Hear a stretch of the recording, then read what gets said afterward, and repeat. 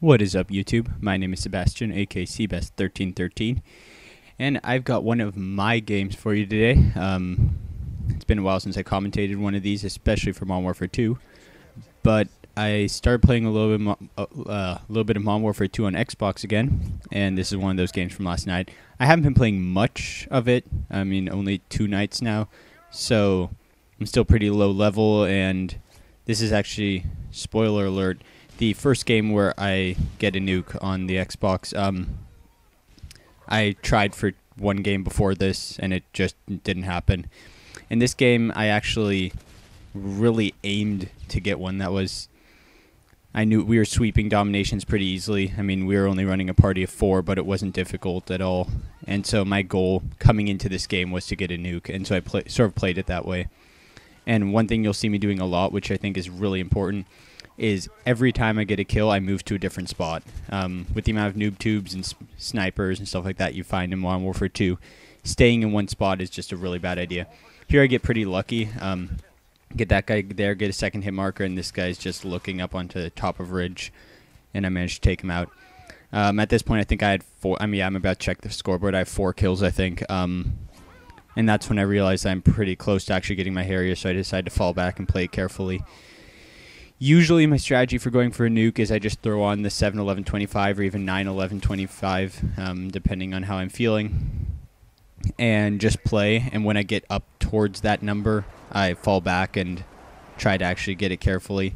That noob tube misses, but yeah, that cleans it up.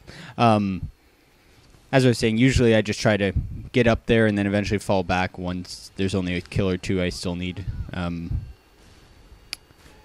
This game was a little bit differently. I was going for the nuke from the beginning, and knew I was going to. And I think Bomb Diggity's also going for a nuke this game, and gets really close. And then Skull... Okay, at this point, just as an aside, in most games, this would be the time where going for a nuke stops being a good idea. Skull King put up a Harrier, now he just put up an AC-130, and it makes it really, really difficult to get a nuke once an AC-130 has gotten a decent amount of kills, because I've noticed that when the first set of kill streaks go up, usually teams still not too focused on shooting it down. They give up kills, or they give up a few deaths, and then they get fed up with it and start all running stingers and shooting it down really quickly, which makes all the kill streaks after it nearly useless. Fortunately, these randoms we were playing against were pretty bad, and they were cycled through quite a bit. So they sort of let us use our kill streaks to decent potential, even though my Harriers end up not getting that many kills. So there I finally pick up the Harriers. I mean, what, we're about 2/3 of the way through the game. Or no, I mean 1/3 of the way through the game. So, yeah, I guess it's a pretty long time to build up to 7 kills. There's other games where running different kill streaks, I'll get to those kill streaks a lot faster because you're not as focused on it and you don't mind dying once or twice in between. But when you're really trying to go for a nuke, playing carefully like this usually works. Not always, obviously, but it usually does a good job, and this is actually a pretty easy map to nuke on. There was a game, I think like my 3rd back on Xbox 2 days ago, where we were playing on Wasteland and Evan was noob tubing A, just spawn tubing it, trying to go for the 200-0 win. And I was running 7-9-11, which is also one of my favorite kill streak setups. And I managed to get those 7 really quickly, and was, after all the kill streaks went up, and all 3 can be up at the same time, I was 33-0 with, like, I mean, the score was barely 50-0. It was absolutely ridiculous how fast it happened. They ended up capping C, and this was all before I had my PVR plugged in, so it sort of was a slight letdown there, but whatever. As a whole, I'm really happy to play Modern Warfare 2 again. PSN came back up yesterday at the time of this recording, or 2 days ago even, not really sure exactly. I haven't taken the time to plug in the component cables again for PS3 and play it. I might do that tonight just because I think Zex is going on, and so I'll welcome into Modern Warfare 2 on the PS3 side. And to be honest, even though this game does have a lot of problems, the noob tubes can get annoying, and especially I've noticed in Team Tac on the Xbox side, it's absolutely ridiculous. Both teams go super try hard. Everything turns into a noob tube fest, and it's just Team Tac is just really not fun to play on the Xbox side. But even the games that turn into noob tubes are, in my opinion, better than the connection lag fest thing that is Black Ops. Black Ops still has its place. I think it's still a fun game to play, and there's a lot about it that I enjoy. But the connections, a lot of the guns, I feel like the guns in Black Ops feel more one-dimensional. There's quite a few decent guns, but I just don't have fun picking up random guns and trying them. They just feel so similar to one another. I mean, the FAMAS, the Galil, the AUG, they're all very low recoil, decent damage guns that just don't feel special enough to really take the time into. While in this game, I feel even the M16 and the FAMAS, which are basically the same gun, damage-wise and characteristic-wise, just feel differently to play with, and it's fun to play with both of them separately in different situations because it's enjoyable. In all round, I just like Modern Warfare 2 as a game more. I'll probably play Black Ops again. I mean, stuff like the gun games, Sharpshooter, all that's a lot of fun.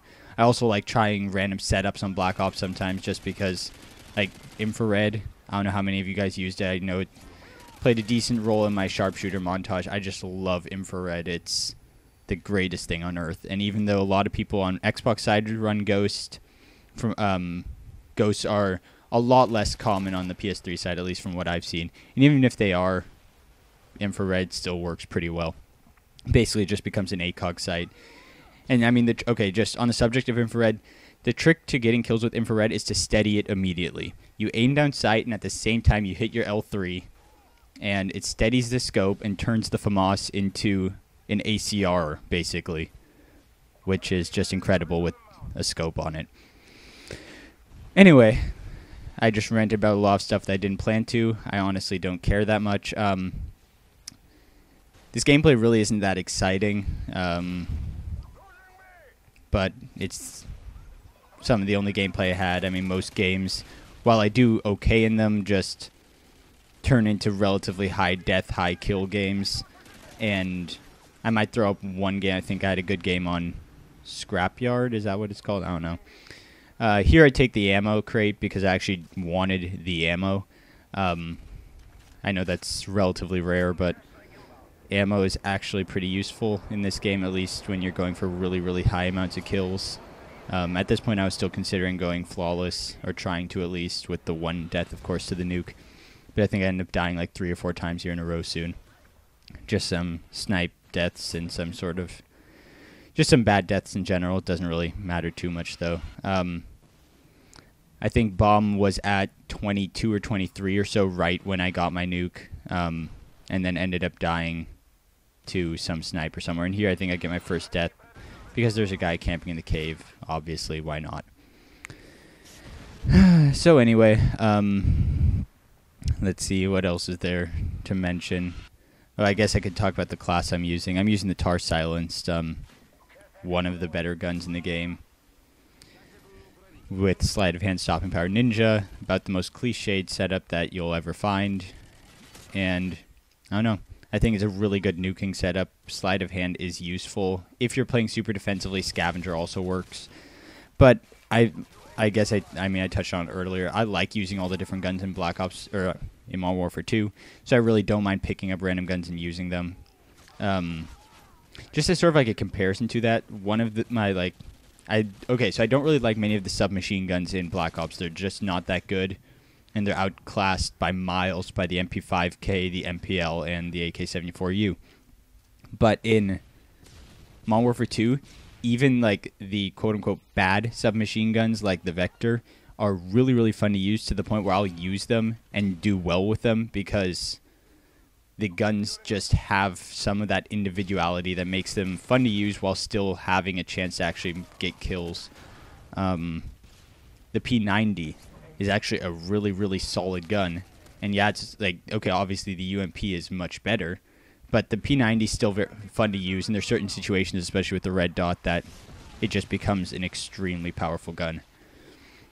So here I call in the nuke. I waited till the end just to let everyone get a few more kills. And then I died to this guy's striker, another random gun that's fun to use for some people. And yeah, some victory spins as I fall to the ground and die. And I end up going 35-5. Skull King, Bomb Diggity, and Wrath of Pluto are also in the lobby. We were pretty much in control that entire game. So anyway, thanks for watching, guys. I'll try to have maybe an episode up of Member Spotlight with Jay Hart's Search and Destroy game. I might record that here in a minute. Other than that, thanks for watching, guys. Rate, comment, subscribe, all that good stuff, or don't. I honestly don't mind either way. So yeah, I'll see you next time.